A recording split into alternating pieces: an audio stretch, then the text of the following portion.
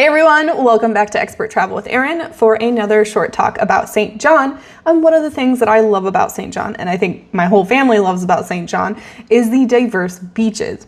And a reason for the diverse beaches on St. John is because at least 2/3 of the island itself is protected national park. So there's no resorts, there's like the Westin, but there's no all-inclusive resorts that you might be familiar with on other islands. So there are the famous North Shore beaches, which is like Trunk Bay, which is probably one of the most beautiful beaches in the world. I think it's been voted that several times. It has a unique snorkel trail that you can follow, and it's one of the only beaches where you have to pay a fee to get into, but there is a lifeguard, there are rangers that go there, and they take very good care of it with that fee.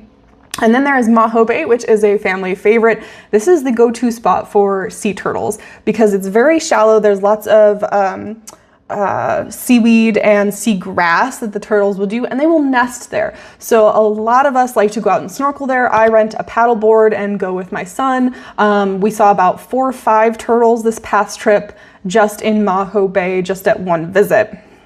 The next is Cinnamon Bay, which used to be my favorite as a kid, and now it's my son's favorite. It's the longest beach out of all of them. It feels like it goes on forever. It's also one of the more, I don't want to say put together, but it's got water sport rentals. It's got the historic sugar mill. It's got a campground that you can actually stay on the beach. Pricing wise though, it's kind of the same amount as staying at a vacation rental. So cool idea, but not for us.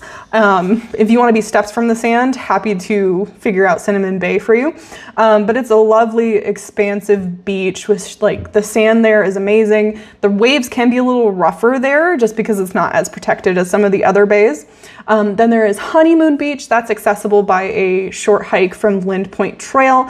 It's got like this hidden vibe, but the atmosphere, there's, the beach club that is there that you can enjoy, some other things like rented cabanas. Then there's Hawk's Nest, which also has a special place in my heart because as a kid, I didn't like stepping on seaweed. I didn't have aqua socks or anything like that. But it's also a local favorite because it's really close to Cruise Bay. It's the closest beach to town.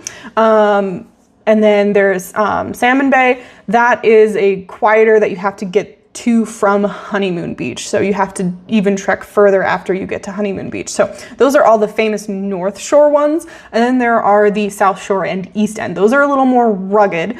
So there's Salt Pond Bay, which is great for snorkeling, but you use it for the trail for the Ramhead hike. The water is really, really still there, and it can occasionally turn pink. I haven't seen it turn pink, but I've seen pictures and people talk about it. And then on the east end, there's Hanson Bay, which is a private beach. I don't know the fee to access it, but I know that you can. It's really remote. It's really shallow and calm. And then there's Little Lambshire Bay. You cannot walk to this. You will have to take a 4-wheel drive vehicle. I have never been to that specific beach myself, but I know that it's serene. It's a stony sand beach with coral reefs. It feels, I've seen people quote it and say it feels untouched and everything. I haven't been to it, but I've heard and talked with people that have. And then we have Hullover Bay, which is a narrow strip. It's coral and pebbles, and it's apparently where snorkelers just love to be. You can see on one side the Atlantic and on the other side the Caribbean. So it's kind of this duality, but those are just some of the beaches and the differences between them in St. John. And again, the diversity is because the island has not been built up. It's not been leveled out.